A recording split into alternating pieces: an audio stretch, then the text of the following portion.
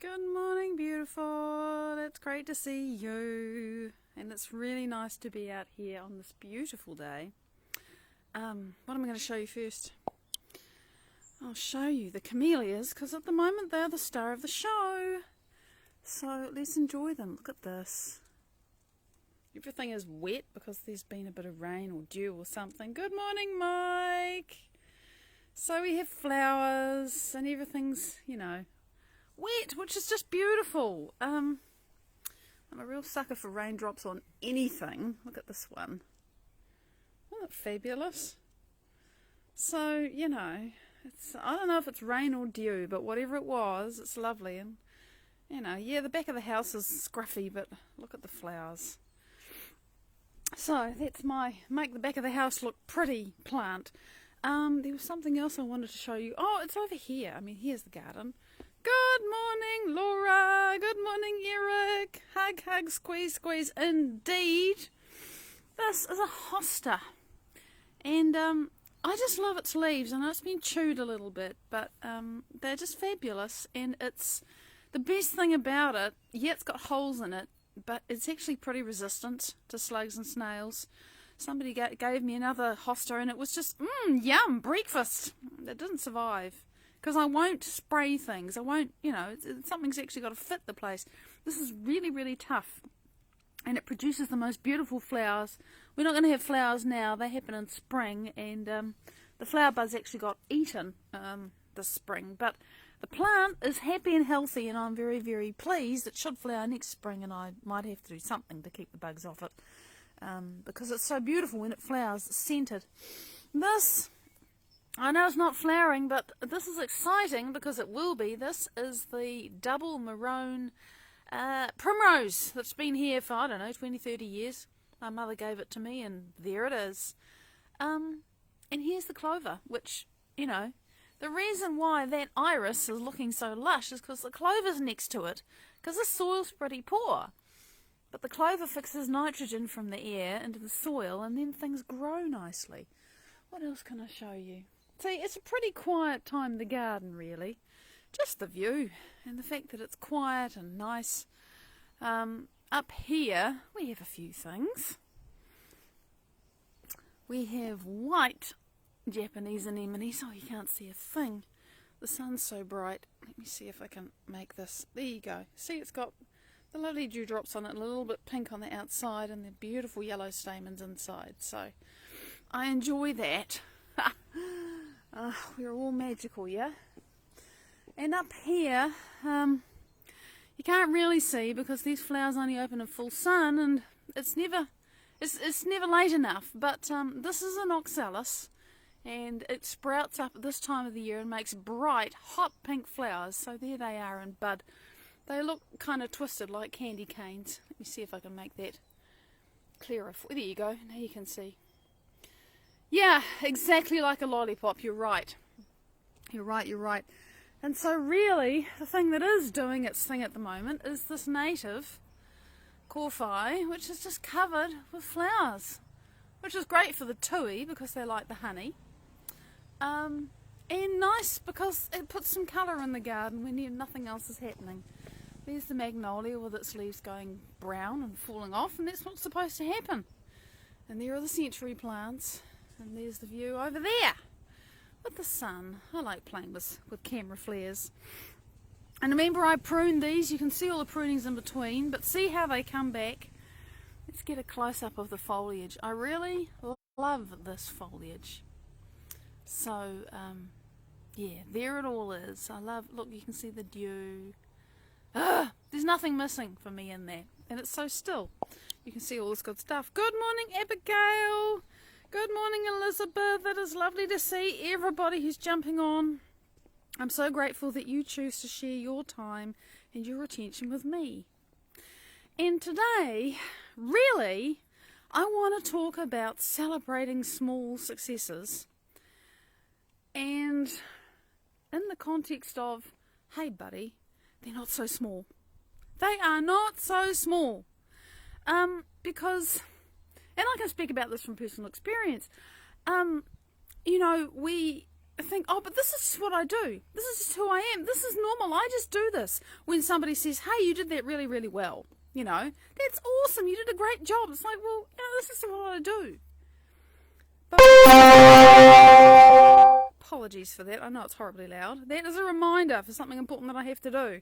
I didn't think about it when I set it for that time to remind me.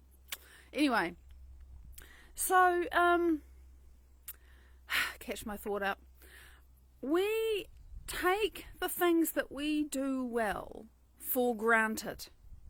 We really do. And there's a particular friend that I have in mind who is overcoming massive mountains inside herself all the time.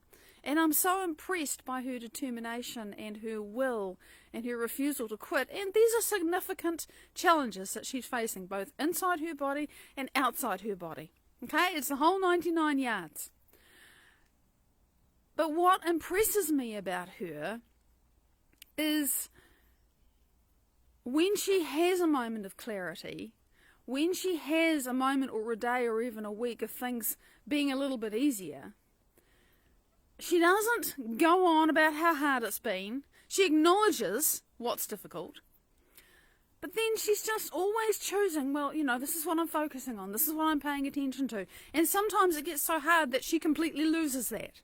So she doesn't always keep that. Sometimes it's just, you know, I am spaced out. I am lost.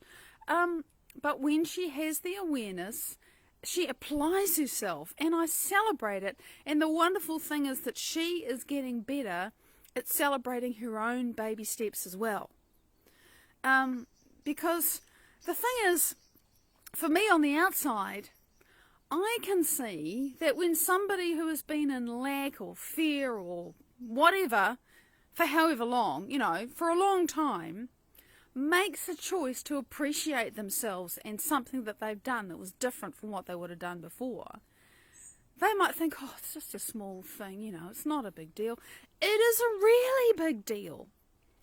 Because in order to make that different choice, they have had to consciously override the old habit of the old self that was consciously used to just saying, oh, well, I'm useless, or I can't do this, or whatever it is.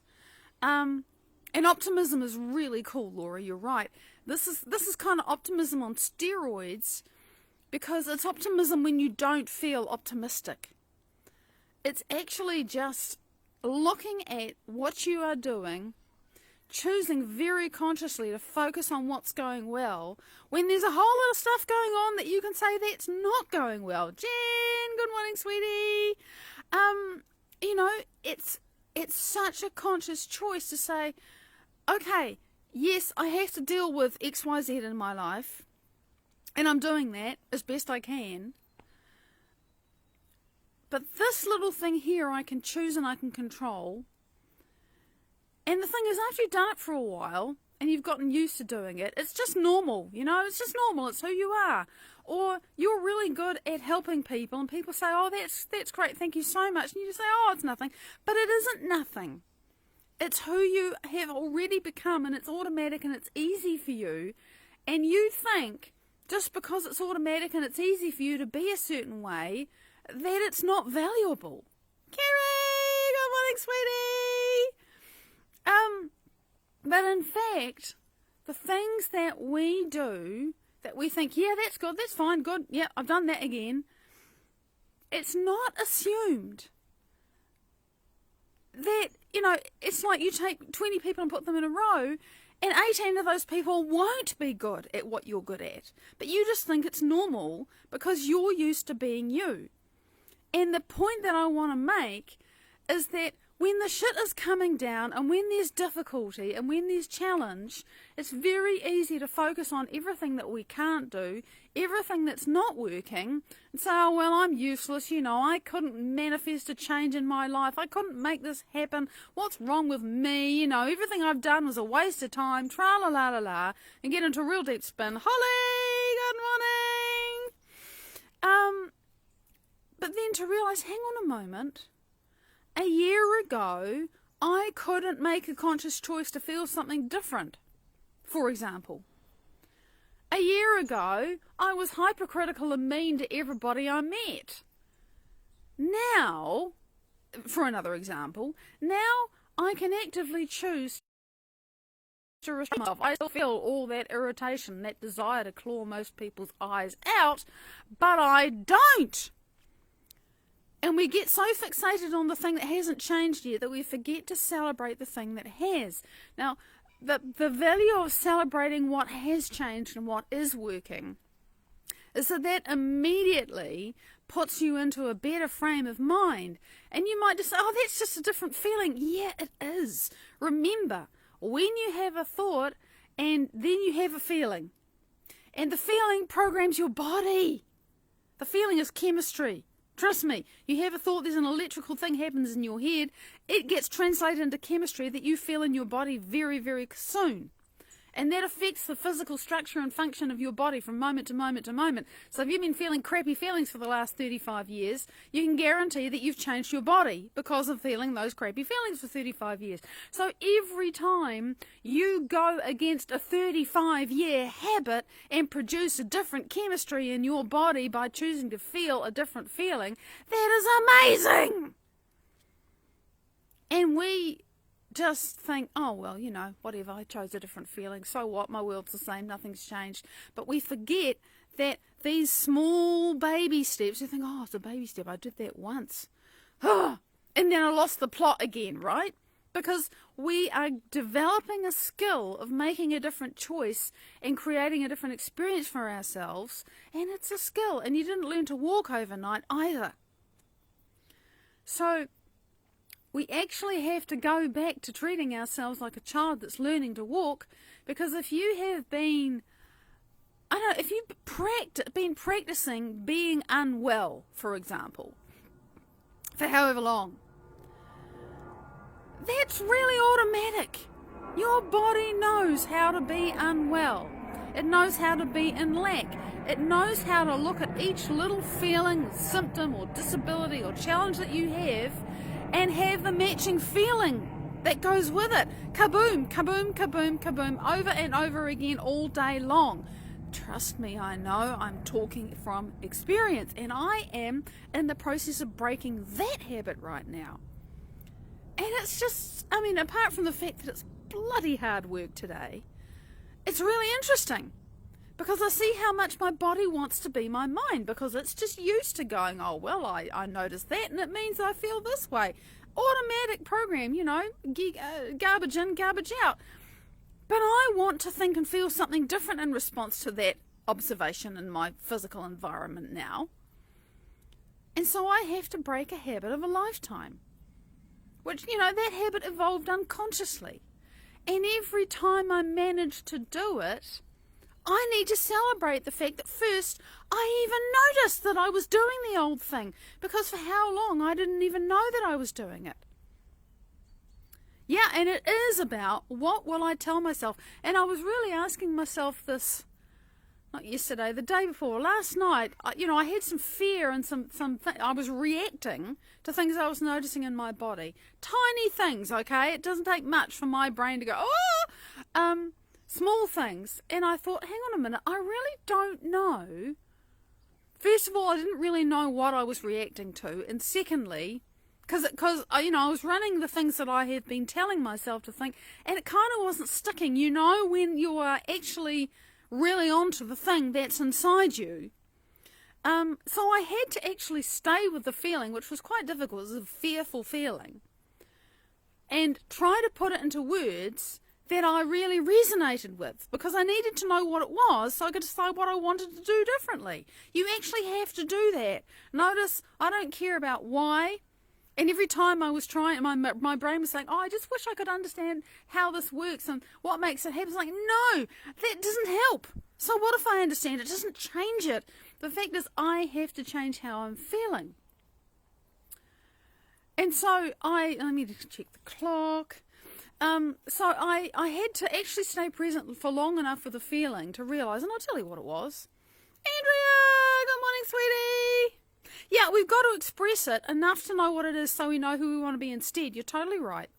So what I realised was that the unconscious belief was, it doesn't matter how small a twinge or whatever a symptom experience that I have in my body, it means something bad is coming, and it's big. That was the unconscious belief. I'd never actually seen that before. But it was running underneath, under the woodwork, behind the scenes.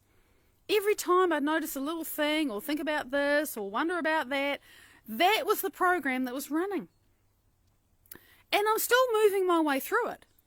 But what I decided at the time was, okay, every time I start to have a reaction to something that's going on in my body, what I'm going to be creating, I'm not even going to say it to myself because it's not really real yet, but the thing that I want to feel is absolutely certain that I can heal my body and it can stay healed. That was the thing, that's, and this isn't real to me yet because I'm not holding this yet, but I know that that's the truth that I want to create and hold and be in myself. And that is massive. You've got to be aware enough of what's really going on in you to be able to choose a different truth. And then you got to stand in it. You got to stand in it over and over and over until it becomes who you are and what's real and true for you. And, if I remember, I'll tell you when I land that one. Because I can feel it growing in me. But what's happening is that everything inside me that is not that and does not believe that and doesn't want to own that because it's unfamiliar and it's not me, hasn't been me for a long time, is coming up and saying, no. You have to worry about every single thing you notice, and once it's there, it's never going to get better. Because that's just the programming and conditioning that I got as a young person and, things I learned and whatever. And I'm breaking that. But there's a whole neural net inside my head and it's big and established about this is the truth, about how my body is. If there's one small thing, it's the end of it's the thin end of a wedge and it's going to get bigger and worse and I can't stop it. Very disempowered. Very fearful. So now I've identified it, I can change it, see? So this is the thing. To identify it is absolutely to celebrate. It's like, yeah, I really saw that. And the one time I managed to turn it around, cool, I did that. This morning I had an absolute battle with my body in my meditation. I've never had so much crawly, uncomfortable, want to jump out of, crawl out of, climb out of my skin energy in my meditation ever. It was amazing. All right. Yes, you're trying to get back to who you were. You can't go back, but you can take that wonderful you forward and be more of you, Carrie. I'm so glad that you were conditioned and you can uncondition yourself. Good morning, Andrew. Great to see you. See, we're all in this process of change, and every time we make a different choice, that is something to celebrate.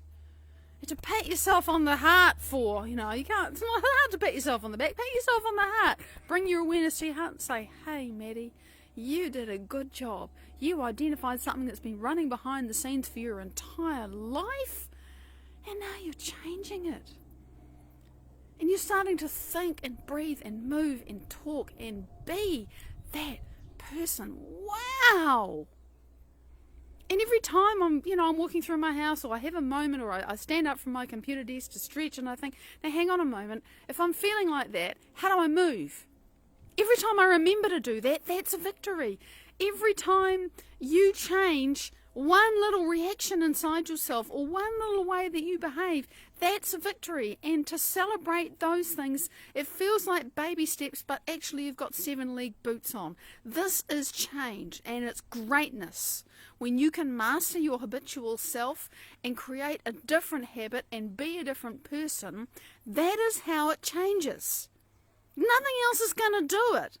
Because if you make a different choice, you're firing a different thought in your head, you're creating different chemistry, you are having a different experience, you're sending a different chemical signal to your body, and you are sending a different electromagnetic signal to the universe about who you're being, and the universe can only endorse who you are being. And I don't mean just now, I mean the sum total of who you are being in every second.